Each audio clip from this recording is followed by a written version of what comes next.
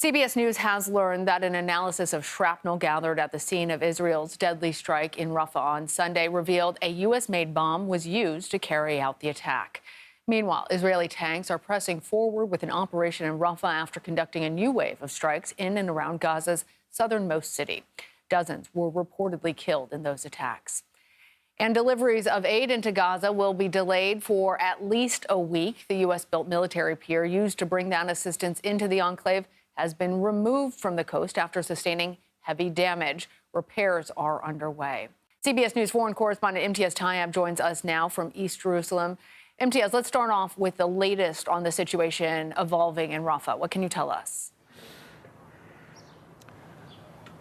Lana, it is a fast-moving situation, but it's also a very murky situation. And if I can kind of give you a bit of insight into how this conflict has played out for the last nearly 8 months, whenever Israel was preparing to launch a full-scale invasion of certain highly populated, densely populated areas, that's when information starts to dwindle, where we start to hear less information on the ground.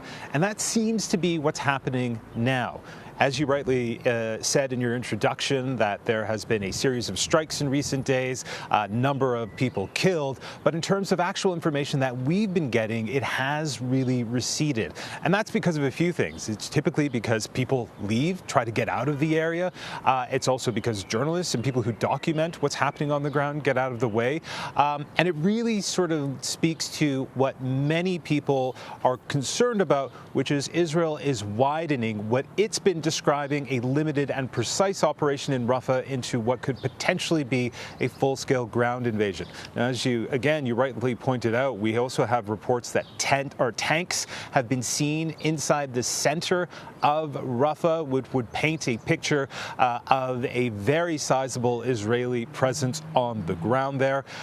But this, of course, comes off the back of that devastating strike on that camp on Sunday, in which so many people were killed, and the Biden administration making it clear that although they found it tragic and are horrified by the number of people killed there, because the number of people were killed there were killed in an airstrike and not because of an Israeli ground invasion, the U.S.'s policy towards Israel is not changing.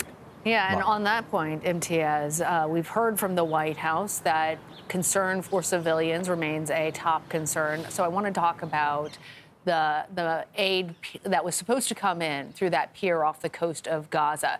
Tell our viewers exactly what happened to it and the implications for getting that humanitarian aid flowing. Yeah, I'm gonna read something to you. It's pretty brief, but I think it sums it up pretty well. And it's a tweet that I saw online, and it says, "The pier took 2 months and $320 million to build. It lasted for 12 days and delivered less than 60 trucks worth of food, most of which was stolen after it reached Gaza before it broke down and had to be towed away for repairs." And I think that really sums up this pier, this effort by the Biden administration. And some could describe it as laughable if it wasn't so tragic. Right.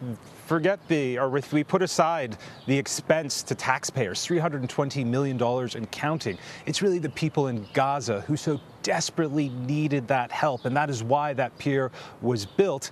And now no aid is coming in from that pier. And Israel continues to restrict aid from the most easy way to get assistance to people in Gaza, and that is through its land crossings. In fact, we understand that although the Biden administration has managed to secure a deal with Egypt to get aid through the Egyptian crossing into Israel to the Kerem Shalom crossing in the south of Gaza because of the fighting in the south, but also because of Israeli restrictions, those trucks are just sitting there. So really what we're seeing here is tragedy upon tragedy upon tragedy as the people in Gaza who so desperately need help are not getting it. And finally, just to really just illustrate just how desperate the situation is in Gaza, Cindy McCain, the wife of the late U.S. Senator John McCain, who's the head of the UN's World Food Program, is describing the situation in parts of Gaza as famine.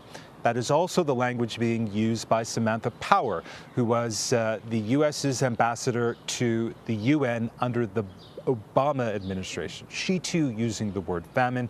And when we consider the fact that in the last few weeks alone, 1 million Palestinians have fled Rafah, to places on the beach with no help, no assistance. The situation is clearly very dire.